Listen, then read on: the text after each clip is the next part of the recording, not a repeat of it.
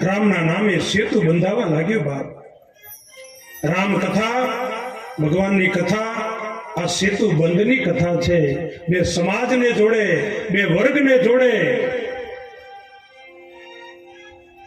એ ભગવાનની કથા.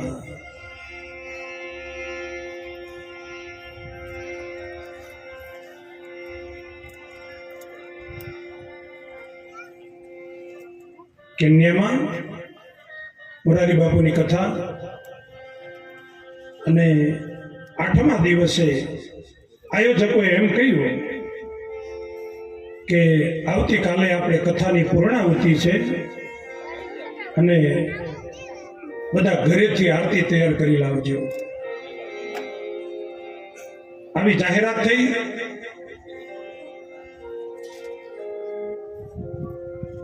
મુકેશભાઈ 10 મિનિટમાં આખો મોઢવો રડી પડ્યો.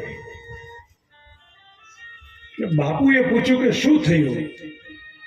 એક ઘટના ઘટી. એમાં બે પતિ પત્ની આપણા ગુજરાતના કેન્યામાં જોબ કરે અને એવો કંઈક બે પતિ પત્ની વચ્ચે અણબનાવ બની ગયો. એટલે પેલા બેન એના બંગલે રહે અને એનો પતિ હોટલમાં રહે. 7 વર્ષ થયા હતા બેન જુદે થઈ, એકબીજાને બોલે નહીં. પેલો રૂપિયા મોકલાવી દે, બેન બંગલે રહે અને પેલો પતિ હોટલમાં રહે. હોટલમાંથી નોકરી જાય. બન્યું એવું બાપ. 8મા પાછા બાપુની કથા એટલે પેલો ભાઈ હોટલમાંથી કથામાં આવે, ઓલે બેન છોકરાઓને લઈ અને એના બંગલેથી આવે કથામાં. કથામાં 2 જણા આવે. અને 8મા દિવસે કહ્યું કે આવતીકાલે આપણે રામાયણની આરતી ઉતારવાની સમૂહમાં. ત્યારે 7 વર્ષ પછી એ પતિએ એની પત્નીનો હાથ પકડ્યો.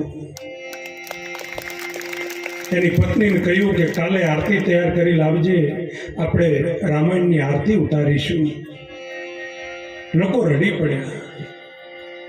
બાપુને કહ્યું, બાપુ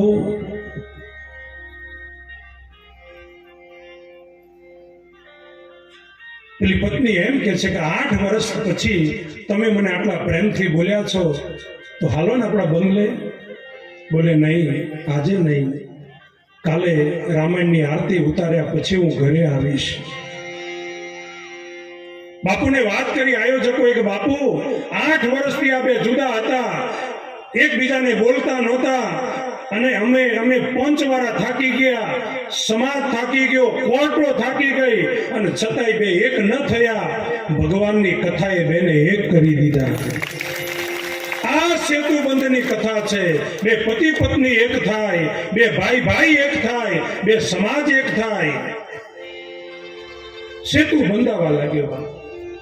અને હારા કામ કરે ને એને બધાય મદદ કરે અને ખોટા કામ કરો તો ઘરમાંથી જ વિરોધ ઉભો થાય. હારા કામ કરે એને બધાય મદદ કરે. રામે સેતુ બાંધ્યો ને તો વાનરોએ મદદ કરી, રીછે મદદ કરી અને ખિસકોલીએ મદદ કરી. ખિસકોલી રેતીમાં આડોટે, રેતીમાં એના વાડમાં રેતી લાવે અને સેતુ બંધાતો ન્યા નાખે. હનુમાનજીનું આમ ધ્યાન ગયું એટલે ખિસકોલીને કે હે એક બાજુ રહે ને, હમણાં કોઈ વાનરનો પગ પડે તો ખજૂરની પેશી જેવી થઈ જાય. પણ ખિસકોલીને એમ કે મારે બસ સેવા કરવી છે. ખિસકોલી એની મસ્તીમાં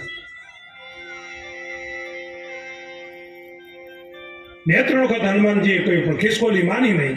એટલે ખિસકોલીને હાથમાં લીધી અને આમ ઘા કર્યો એટલે રામના ચરણોમાં જઈને પડી ખિસકોલી.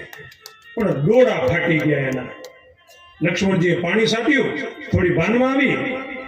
પછી ભગવાને કહ્યું, ખિસકોલી બાપ તને કોણે ઘા કર્યો? જેને ઘા કર્યો હોય ને એનું નામ આપી દે, હું એને કાયદેસરની સજા કરીશ. ત્યારે ખિસકોલી કે પ્રભુ રહેવા દો, નામ દેવા મજા નથી.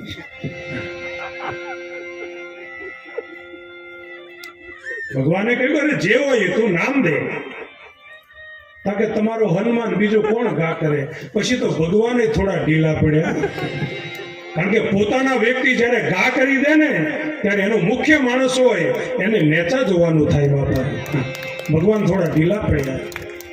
ભગવાને પાછું આમ થોડું એ કર્યું કે બધા વાનરો એક સરખા છે એટલે તને કહો તો બીજાનું મોઢું જોઈ નહીં કે પ્રભુ હું બરાબર ઓળખું છું, તમારો હનુમાન જ હતો. ભગવાન કે ભલે મારો હનુમાન હોય, હું બોલ્યો એ બોલ્યો, રઘુકુળ રીત સદા ચલી આવી. તું કવે શિક્ષા કરવાની હનુમાનજીને, બોલ માર.